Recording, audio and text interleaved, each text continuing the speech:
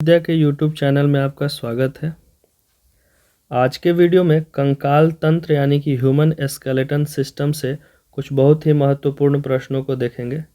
Guys, ये सारे प्रश्न जीके क्विज के फॉर्म में होंगे, यानी कि क्वेश्चन और ऑप्शंस दिए हुए रहेंगे, हमें उनमें से एक सेलेक्ट करना होगा। ये सारे questions SSC, railway group D, banking, RRB, NTPC और यूपीएससी एग्जाम्स के लिए बहुत ही ज़्यादा इंपॉर्टेंट हो जाते हैं। तो वीडियो को एंड तक ज़रूर देखिए। चैनल को सब्सक्राइब करके बेल आइकन को दबा दीजिए ताकि हमारा नोटिफिकेशन आप तक मिलता रहे। चलिए वीडियो को शुरू करते हैं। आज का पहला क्वेश्चन है, मानव खोपड़ी में कितनी अस्थियां होती हैं? यानी कि एक मानव के मस्तिष्क में कितनी हड्डियां होती हैं? तो गाइज, इसका करेक्ट ऑप्शन हो जाएगा ऑप्शन डी, यानी कि 29 अस्थियां होती हैं। गाइज, मानव खोपड़ी में टोटल 29 अस्थियां होती हैं, जिसमें 8 अस्थियां जो होती हैं, कहीं कहीं आपको 8 मिलेगा जिसमें आप कंफ्यूज कर सकते हैं। तो गाइज 8 नहीं, टोटल 29 अस्थियां होती हैं, जिसमें 8 अस्थियां जो होती है वो सुरक्षा कवच के रूप में काम करती हैं। यानी मानव मस्तिष्क में, मानव की खोपड़ी में ऊपर के हिस्से में, इस पार्ट में 8 अस्थियां होती हैं जो आपको क्या करती हैं, हमारे मस्तिष्क को सुरक्षा प्रदान करती हैं। और बाकी टोटल अगर आप जोड़ें, इन सब को लेकर के अगर हम बात करें, तो टोटल एक मानव में 29, मानव मस्तिष्क में 29 अस्थियां यानी कि हड्डियां होती हैं। नेक्स्ट क्वेश्चन है, हड्डी की पढ़ाई को क्या कहते हैं? यानी what is the name of study of bones? हड्डियों के पढ़ाई को हम क्या कहते हैं? तो गाइज, हड्डियों के पढ़ाई को हम ऑस्टियोलॉजी बोलते हैं। हड्डियों के पढ़ाई को क्या बोलते हैं? ऑस्टियोलॉजी। गाइज, मैं आपको ये भी बता दूं कि जियोलॉजी जो होता है वो लिविंग थिंग्स के पढ़ाई को बोलते हैं। यानी कोई भी सजीव वस्तु जो है उसके पढ़ाई को, यानी कि ये जीवित प्राणियों के पढ़ाई से संबंधित है जियोलॉजी। सेरोलॉजी जो है वो ब्लड से रिलेटेड है, यानी कि खून से रिलेटेड है। खून के पढ़ाई को, यानी कि खून में कोई एंटीबॉडी है कि नहीं, जैसे आप देख रहे होंगे कोरोना वायरस में एंटीबॉडी टेस्ट हो रहा था, उसी प्रकार से खून में कोई एंटीबॉडी है कि नहीं, उस पढ़ाई को हम सेरोलॉजी कहते हैं। ओरोलॉजी किसको कहते हैं? ओरोलॉजी कहते हैं स्टडी ऑफ माउंटेन्स, यानी पहाड़ के पढ़ाई को हम क्या कहते हैं? ओरोलॉजी कहते हैं। एक बार फिर से बोल दूं, हड्डियों के पढ़ाई को हम ऑस्टियोलॉजी बोलते हैं। जियोलॉजी हम बोलते हैं जिसमें हम लिविंग थिंग्स यानी कि सजीव वस्तुओं को पढ़ाई करते हैं।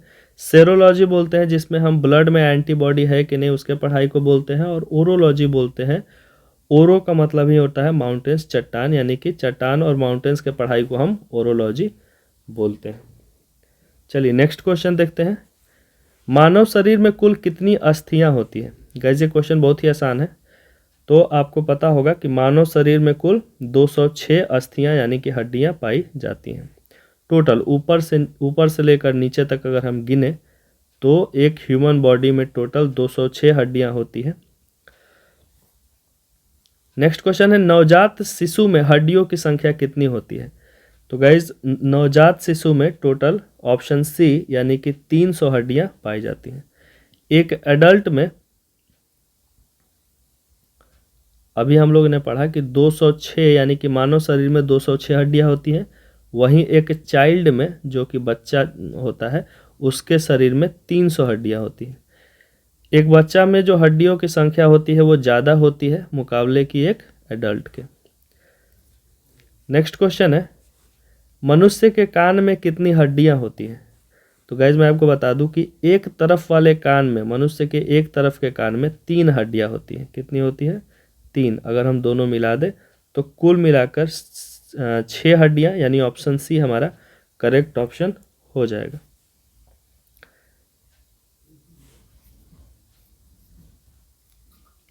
नेक्स्ट क्वेश्चन है, मानव शरीर की सबसे छोटी हड्डी कौन सी है? यानी कि हमारे शरीर में जो सबसे छोटी हड्डी होती है उसका क्या नाम है? क्या वो नाखून है, या जबड़े की हड्डी है, या स्टेपीज है, या नाक की हड्डी है? तो गाइज, ऑप्शन सी स्टेपीज हमारा करेक्ट ऑप्शन होगा। यहाँ मैंने फोटो भी दे रखा, the smallest bone in human body is stapes. ये देखिए स्टेपीज आपको यहाँ देखने को मिलेगा, जो कि बादाम के आकार का होता है। पिछले वीडियो में भी मैंने आपको बताया था कि मानव शरीर में सबसे छोटी हड्डी स्टेपीज होती है, और वहीं अगर सबसे बड़ी हड्डी पूछे तो वो होती है फीमा, जो आपके जांघ में देखने के लिए मिलती है, पैरों में, यानी जांघ का हड्डी जो होता है फीमा, वो सबसे बड़ा हड्डी होता है। नेक्स्ट क्वेश्चन है, शरीर की सबसे प्रबल हड्डी किसकी होती है? यानी कि शरीर, पूरे शरीर में अगर हम देखें तो सबसे प्रबल यानी सबसे मजबूत हड्डी किसका होता है? दिए गए आंसर्स में मस्तिष्क की, जबड़े की, कंधों की या दांतों की। तो गाइज ऑप्शन बी यानी कि जबड़े की हड्डी, ये जो स्कल आपके सामने है, स्कल आप देख रहे होंगे, इसमें ये जो पोर्शन है ये जबड़ा है, तो ये जबड़ा जो है आपका, ये सबसे प्रबल हड्डी होता है, ये पोर्शन।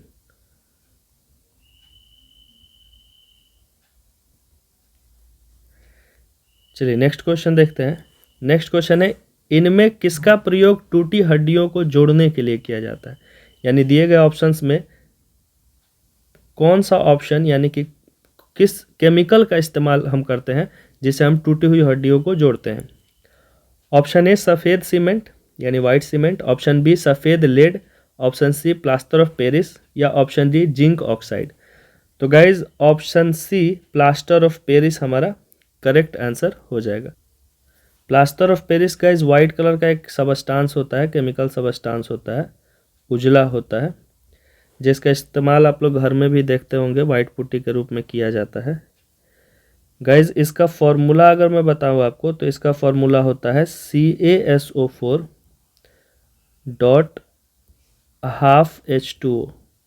आपको पता है Ca से कैल्शियम, SO4 से सल्फेट और हाफ H2O यानी आधा पानी। ये आपका केमिकल फार्मूला है, सूत्र है किसका? प्लास्टर ऑफ पेरिस का। तो जब किसी का पैर टूट जाता है तो उसको जोड़ने के लिए डॉक्टर किसका इस्तेमाल करते हैं? प्लास्टर ऑफ पेरिस का। चलिए नेक्स्ट क्वेश्चन देखते हैं।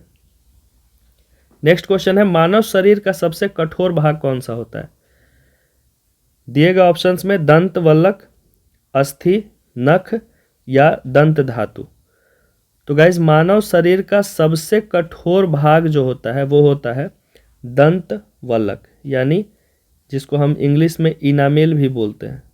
इनामेल आपको पता होगा, इनामेल का अर्थ होता है दांत के ऊपर में, ये जो पोर्शन आप देख रहे हैं दांत के ऊपर, ये मानव शरीर का सबसे कठोर हिस्सा होता है। चलिए नेक्स्ट क्वेश्चन है, वृद्धावस्था में मनुष्य की हड्डियां क्यों कमजोर पड़ जाती है? यानी कि जैसे जैसे इंसान बूढ़ा होता है तो उसकी जो हड्डियां होती हैं वो जवाब देने लगती हैं, वो बहुत ही कमजोर हो जाती हैं। वो क्यों होता है ऐसा? ऑप्शन ए है लोहे के कमी के कारण, ऑप्शन बी कैल्शियम के कमी के कारण, ऑप्शन सी कोबाल्ट के ज़्यादा होने के कारण, या ऑप्शन डी दूध नहीं पीने के कारण। तो गाइज ऑप्शन डी तो बिल्कुल ही नहीं होगा, दूध नहीं पीने के कारण किसी का हड्डी कमज़ोर नहीं हो सकता है। ऑप्शन ए लोहे की कमी के कारण, यह भी गलत ऑप्शन है। कैल्शियम की कमी के कारण हो सकता है, कोबाल्ट के ज़्यादा होने के कारण, गाइस कोबाल्ट ज़्यादा होगा तो हड्डियाँ कमज़ोर नहीं, कोई और बीमारी हो सकती है। तो ऑप्शन बी हमारा कैल्शियम की कमी के कारण जो है वो करेक्ट ऑप्शन होगा। आप देखते होंगे कि किसी को हड्डी में प्रॉब्लम होता है तो डॉक्टर उसको कैल्शियम का टैबलेट लिखता है या पाउडर देता है पीने के लिए। तो ऑप्शन बी कैल्शियम के कमी के कारण हमारा करेक्ट ऑप्शन होगा। गाइज ये सारे क्वेश्चन हमारे कॉम्पिटिटिव एग्जाम के पर्सपेक्टिव से बहुत इंपॉर्टेंट है, आप नोट करते रहिए या इनको बार बार रिवाइज कीजिए, देखते रहिए। नेक्स्ट क्वेश्चन है, त्वचा की ऊपरी सतह क्या कहलाती है? यानी कि हमारे बॉडी में जो सबसे फर्स्ट लेयर है, स्किन में भी बहुत सारा लेयर होता है, तो उसमें सबसे फर्स्ट लेयर को हम क्या बोलते हैं? एपिडर्मिस, प्रोटोडर्मिस या सिर्फ डर्मिस, या इनमें से कोई नहीं? तो गाइज त्वचा यानी कि स्किन का सबसे फर्स्ट लेयर जो होता है उसको हम एपिडर्मिस बोलते हैं। ये जो आप देख रहे हैं ये इस भाग को, यानी कि सबसे फर्स्ट लेयर जब आप टच करेंगे उसको हम एपिडर्मिस बोलते हैं। चलिए नेक्स्ट क्वेश्चन देखते हैं। नेक्स्ट क्वेश्चन है, बालों में कौन सा प्रोटीन पाया जाता है? यानी स्किन्स में, ह्यूमन के हेयर में, सॉरी स्किन बोल रहा हूँ, हेयर में कौन सा प्रोटीन पाया जाता है? तो गाइज ऑप्शन बी केरेटीन जो है वो करेक्ट ऑप्शन होगा, क्योंकि इंसान के बालों में, हेयर में केरेटीन नाम का प्रोटीन पाया जाता है। केरेटीन नाम से शायद एक शैम्पू भी है। तो option B keratin correct option हो जाएगा। नेक्स्ट क्वेश्चन है, नाखून में कौन सा प्रोटीन पाया जाता है? इलास्टिन, एक्टिन, हिस्टोन या केरेटीन? गाइज ऑप्शन डी केरेटीन हमारा करेक्ट ऑप्शन होगा। हमारे नाखून में जो है वो केरेटीन नामक केमिकल और प्रोटीन पाया जाता है। तो गाइज हमने देखा यहाँ पे कि हमारे हेयर में यानी कि बाल में और हमारे नेल में यानी कि नाखून में, दोनों में ही ये केरेटीन नामक प्रोटीन पाया जाता है। नेक्स्ट क्वेश्चन है, मनुष्य का त्वचा सबसे मोटा कहाँ होता है? क्या वो हथेली पर होता है, क्या वो तालुए पर होता है, क्या वो नितंबों पर होता है या सिर पर होता है? तो गाइस सिर पर तो हो नहीं सकता है, ये सबसे गलत ऑप्शन है। हथेली पर हो सकता है, नितंबों पर भी नहीं हो सकता है, यानी हथेली और तालुए में से कोई एक ऑप्शन होगा। तो अगर हम हथेली और तालुए को कंपेयर करें तो तालुए पर हमारा जो स्किन है या त्वचा है वो ज़्यादा मोटा होता है, यानी ऑप्शन बी हमारा करेक्ट ऑप्शन हो जाएगा। नेक्स्ट क्वेश्चन है, निम्न में किसके कारण दो अस्थियां जुड़ी होती हैं? गाइस ये सारे क्वेश्चन बहुत ही इंपॉर्टेंट है आपके एग्जाम परस्पेक्टिव, ये बार बार पूछे जाते हैं या पूछे जाने की संभावनाएं इनकी बहुत ज़्यादा होती हैं। तो निम्न में किसके कारण दो अस्थियां जुड़ी होती है, यानी कि दो हड्डी जो है वो आपस में जुड़ा होता है, वो क्यों ऐसा होता है, उसका मूवमेंट होता है? तो गाइज ऑप्शन ए है कंडरा यानी कि टेंडन्स के चलते, ऑप्शन बी स्नायु यानी लिगामेंट के चलते, ऑप्शन सी न्यूरॉन या ऑप्शन डी एडिपोज यानी वासम्य के चलते। तो गाइज इसका ऑप्शन हो जाएगा ऑप्शन बी यानी स्नायु लिगामेंट के चलते हमारा दो बोन जो होता है, दो अस्थियां होती हैं वो जुड़ी हुई होती हैं। गाइज आपको मैं बता दूं कि मान लीजिए कि ये एक हड्डी है, ये पूरा बड़ा वाला एक हड्डी है ये, और ये एक हड्डी इसको मान लेते हैं।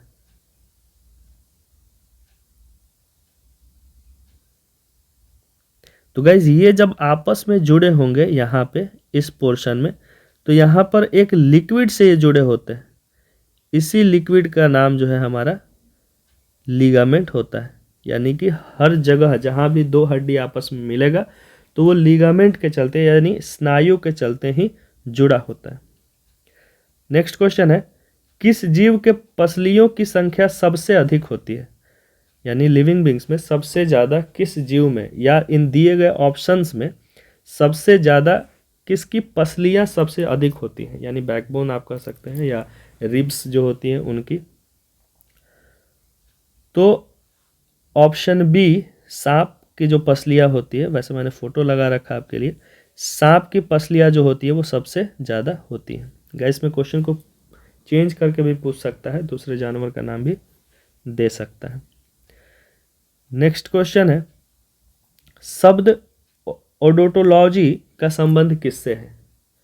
आपको बताना है कि ये जो शब्द है ओडोटोलॉजी, इसका संबंध एक्चुअली में है किससे?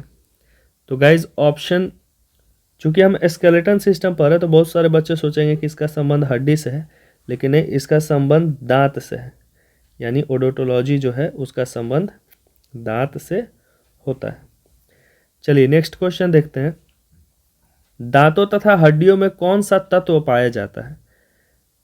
तो गाइस बहुत ही आसान क्वेश्चन है, आप जानते भी होंगे कि दांतों और खास करके हड्डियों में सबसे ज़्यादा कैल्शियम और फास्फोरस पाया जाता है। कैल्शियम तो पाया ही जाता है, बस आपको ये याद रखना है कि फास्फोरस, कैल्शियम के साथ फास्फोरस भी दांतों और हड्डियों में पाया जाता है। क्योंकि कैल्शियम आपको लगभग सारे ऑप्शंस में दिया हुआ है, ये दिया हुआ है, यहाँ दिया हुआ है, तो कैल्शियम तो होगा, लेकिन फास्फोरस आपको याद रखना है कि कैल्शियम के साथ दांतों और हड्डियों में फास्फोरस भी पाया जाता है। नेक्स्ट क्वेश्चन है, यूस्टोकी नलिका मानव शरीर के किस भाग में होता है? इसको याद कर लीजिए, ऑप्शन बी यानी कान हमारा करेक्ट ऑप्शन होगा। यूस्टोकी नलिका जो है हमारे कान में पाया जाता है। नेक्स्ट क्वेश्चन देखते हैं, मानव त्वचा को रंग कौन प्रदान करता है? यानी हमारा जो स्किन है उसको कौन सा केमिकल उसको कलर प्रदान करता है? यानी हमारा स्किन जो आपको दिखता है, जिसको हम स्किन कलर डायरेक्टली बोलते हैं, उसी के नाम पर रख दिया हम लोगों ने, उसको कौन सा केमिकल रंग प्रदान करता है? तो गाइज ऑप्शन सी यानी मेलेनिन इसका करेक्ट ऑप्शन हो जाएगा। इसमें गाइज दिया हुआ है एडेनोसिन। तो मैं आपको बता दूं कि एडेनोसिन जो है गाइज उसका संबंध आरएनए से है। आपको पता है कि आरएनए जो है लाइफ के लिए बहुत ही ज़्यादा ज़रूरी है। तो ये एक प्रकार का टिश्यू है जिसका संबंध आरएनए से है। थायमीन जो होता है वो उसका संबंध डीएनए से होता है। ये एक प्रकार का न्यूक्लिक एसिड होता है जिसका संबंध डीएनए से होता है। मेलेनिन मैंने आपको बता दिया कि मेलेनिन जो है हमारे स्किन को उसका कलर प्रदान करता है। और गुआनिन जो होता है वो आपको फिश में मिलता है, यानी मछलियों के स्केल में पाया जाता है। और ये भी एक प्रकार का न्यूक्लिक एसिड होता है। मैंने आपको कहा कि एडेनोसिन आरएनए से संबंध रखता है, थायमीन डीएनए से संबंध रखता है, और मेलेनिन जो है स्किन के कलर से संबंध रखता है, और गुआनिन जो है वो न्यूक्लिक एसिड होता है जो फिश में पाया जाता है। आज के वीडियो में बस इतना ही। Thank you very much. आज का थॉट है push yourself because no one else is going to do it for you. Guys का मतलब है कि आप जो कर रहे हैं उसके लिए आपको खुद ही मेहनत करना पड़ेगा, क्योंकि दूसरा कोई आपके लिए मेहनत करने नहीं आएगा। तो आज के लिए बस इतना ही। Thank you very much guys. Channel को सब्सक्राइब कर दीजिए, शेयर कर दीजिए उन सारे ग्रुप्स में बच्चे जहां जनरल कंपटीशन की तैयारी करते हैं, और चैनल को सब्सक्राइब करके बेल आइकन को दबा दीजिए ताकि हमारा नोटिफिकेशन आप तक मिलता रहे। Thank you very much.